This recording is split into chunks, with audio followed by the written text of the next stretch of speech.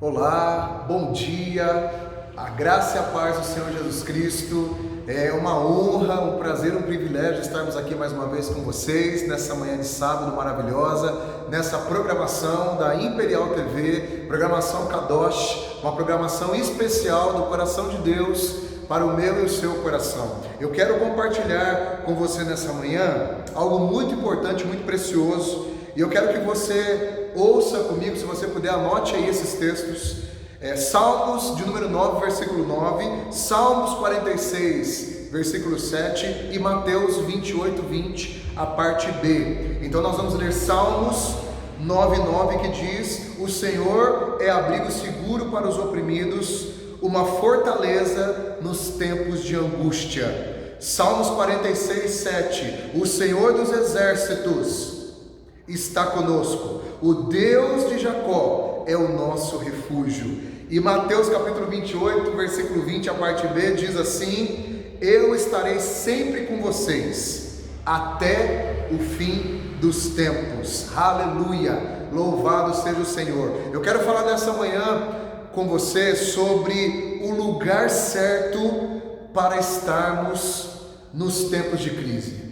O lugar certo para estarmos nos tempos em que nós sofremos pressões e crises. Aleluia! Nós estamos fazendo parte desta campanha maravilhosa chamada Setembro Amarelo, onde nós temos aí campanhas vinculadas em todos os meios, em todas as mídias, redes sociais, plataformas, em relação à prevenção ao suicídio. Nós estamos falando sobre a vida, valorizando a vida, e nessa manhã eu quero compartilhar com você algo muito especial, porque quando nós pensamos em pessoas que muitas vezes pensam na morte, pessoas que pensam até mesmo em tirar as suas próprias vidas, pessoas que chegam até mesmo a pedir a morte para Deus, nós pensamos que essas pessoas normalmente estão afastadas de Deus, que essas pessoas estão longe de Deus, que essas pessoas estão endemoniadas talvez, que estão sendo possessas. Nós temos essa tendência e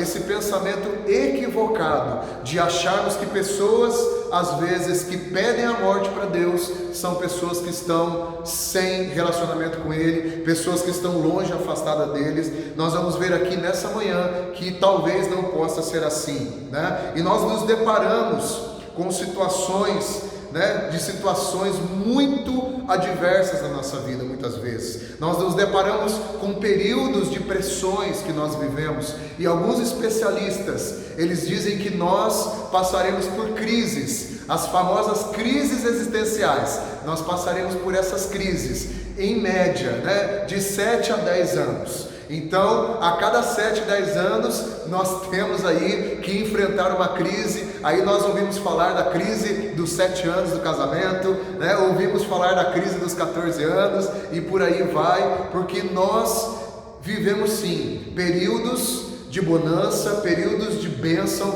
mas às vezes nós passamos por crises. E a pergunta para você nessa manhã é: aonde você se refugia quando você passa por momentos de crise? A quem você busca, ou o que você busca em momentos de crise? Amém? E será que nós estamos isentos de passar por problemas e por tempos de crise? Com certeza não, meu irmão. Com certeza não. Nós estamos aí vivendo a crise do Covid, nós estamos aí vivendo essa pandemia, onde todos foram afetados, onde todas as igrejas foram afetadas. Então nós não estamos isentos de passar por isso, e não temos que ter o pensamento equivocado, que nós nunca passaremos por uma crise, ou que nós quando vemos alguém passar por uma crise, achamos que aquela pessoa está caída, desviada ou afastada de Deus. O primeiro exemplo que eu quero falar para você nessa manhã se encontra em Números, no capítulo 11, no versículo 15,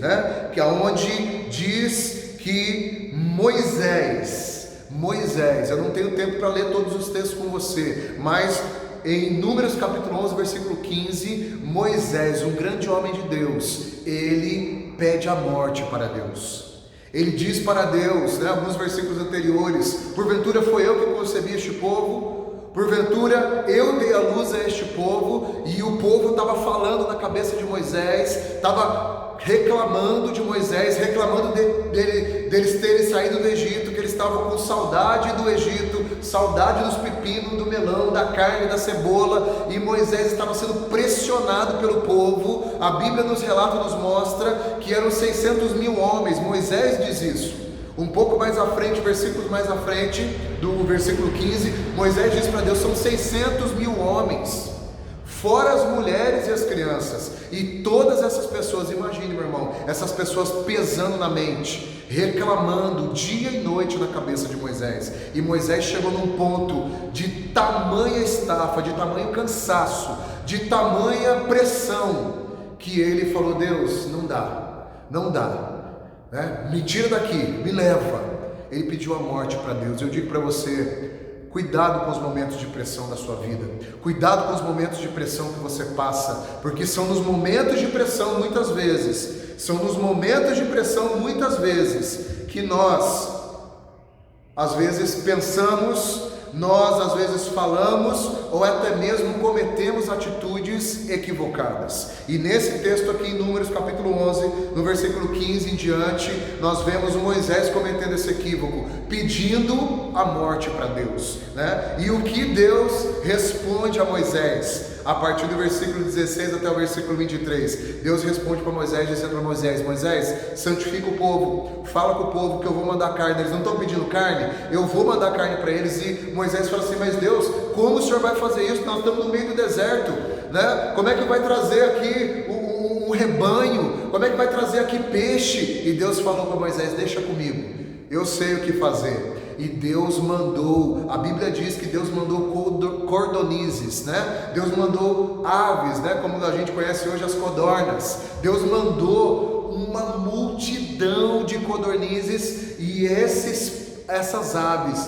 elas caíram em volta do arraial. E a Bíblia nos informa que foram tantas que amontoavam-se mais ou menos na altura de 1 metro. E os israelitas foram e pegaram aquelas aves e se alimentaram durante 1 mês comendo carne no meio do deserto, porque Deus proveu o alimento para aquelas pessoas. E além disso, nós vemos também que Deus disse para Moisés: Moisés, você está muito cansado, muito sobrecarregado. Escolhe 70 anciãos dentre o povo, e da porção do Espírito que está sobre você, eu vou repartir com esses 70, para que você tenha companheirismo, para que você tenha o fardo, né? Para que você divida essa questão de liderar o povo. E assim Deus fez. Deus tirou da porção de Moisés e colocou sobre 70 anciãos, e aqueles homens ajudaram Moisés a conduzir o povo. Então Deus, Ele está sempre conosco, assim como esteve com Moisés ali nesse momento de estafa, de pressão extrema. Deus esteve com Moisés.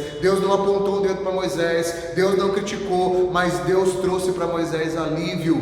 E Deus nessa manhã quer trazer alívio para mim e para você. O segundo exemplo nessa manhã que eu quero falar com você se encontra no livro de Jó, no capítulo 10, a partir do versículo 18 ao 22, onde Jó também, ele começa a dizer para Deus: por que eu saí do ventre da minha mãe?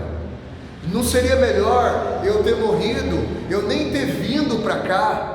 Não seria melhor, né, do que estar aqui vendo as densas trevas da escuridão, as trevas da morte? E Jó começa também a pedir para Deus tirar a vida dele. Só que Deus também entende a condição de Jó. Meu irmão, nós sabemos o que Jó passou. Jó teve que enterrar os seus 10 filhos no mesmo dia. Jó quebrou todas as suas empresas no mesmo dia, trazendo para você uma atualização do texto. Jó teve suas empresas quebradas, seus negócios no mesmo dia, seus filhos morreram, e ele ficou doente de tal forma que ele fedia, que a pele dele ele tinha que raspar com um caco de telha. Jó estava extremamente pressionado, extremamente estafado, e Jó, no momento de desequilíbrio, talvez, também como nós passamos às vezes, Jó, ele pede para Deus que Deus o leve, que Deus o livre dessa questão. E muitas vezes nós, quando passamos por momentos assim, por momentos de extrema pressão, momentos de uma enfermidade terrível, momentos de muita pressão. Eu digo para você, meu irmão, eu conheço pessoas que já comentaram e relataram comigo, que pediram muitas vezes falando: pastor, eu não sei como eu pude, mas eu cheguei a pedir para Deus que Ele levasse a minha vida, que Ele tirasse a minha vida, porque era tanto problema, era tanta dor nessa enfermidade, era tanta dificuldade nesse tratamento, que a pessoa acabou pedindo para que Deus levasse. E nós temos que dizer, meu irmão e minha irmã, nós somos seres humanos, nós sentimos a pressão, Deus entende a nossa situação, Deus entende o que você está passando nessa manhã, Deus entende o que você tem passado, todas as pressões que você tem sofrido, Deus Ele entende, e Ele, como um Pai, Ele está disposto a nos ajudar, Ele está disposto a solucionar o problema para nós, Ele está disposto a levantar pessoas para nos ajudarem, assim como Ele também enviou ali os amigos de Jó. E Jó, com seus amigos ali próximos, né? Nós vemos que até mesmo aqueles amigos, por não entender o que estava passando, começaram também a pensar e falar coisas equivocadas, falando para Jó: Jó, é impossível, você fez alguma coisa de errado para acontecer toda essa desgraça na sua vida. E às vezes nós pensamos assim também: o que eu estou fazendo de errado? Mas não é nada de errado, às vezes são provações que nós enfrentamos, e aí a Bíblia diz que Deus responde para Jó também, responde para ele: Jó, aonde você estava quando eu criei tudo, quando eu coloquei as bases da terra, aonde você estava? E Deus diz para Jó no capítulo 38, do versículo 1, versículo 17, Deus diz para Jó: Jó, você ainda não experimentou as densas trevas da morte, Jó, você não sabe o que é isso, você não experimentou ainda, você não esteve à porta do Sheol, dos mundos dos mortos. Deus diz para Jó: Jó, o que você está passando é uma questão humana, e eu vou te sustentar, eu vou estar com você, assim como nós lemos no começo aqui, Deus falando que Ele é o nosso refúgio e fortaleza, socorro bem presente na angústia, e assim foi com a vida de Jó também. Deus não julgou, Deus não apontou, Deus não censurou Jó. E o último exemplo que eu quero dar para você, também de um homem de Deus, uma referência na Bíblia, que também pediu a morte. E a gente talvez pense assim: que absurdo, né? Que absurdo uma pessoa pedir a morte para Deus. Mas nós vemos no livro de 1 Reis, no capítulo 19, versículo 4, aonde o profeta Elias, por estar sendo perseguido por Jezabel, ele também pede a morte para Deus, porque ele não queria ser morto pelas mãos de uma ímpia. Alguns estudiosos dizem isso, que ele não queria ser morto por causa de uma ímpia. E ele pede para Deus: Deus, só sobrou eu, né? Não tem mais ninguém, só tem eu, e me leva daqui, não dá mais, eu não aguento mais. E Deus fala para Elias, Deus fala para Elias: Elias, eu ainda tenho 7.000 que não se dobraram diante de Baal, não tem só você, eu ainda tenho muitos profetas. E Deus diz para Elias: olha, Elias, vai para tal cidade, unge aquela pessoa rei, unge, né, Eliseu no teu lugar.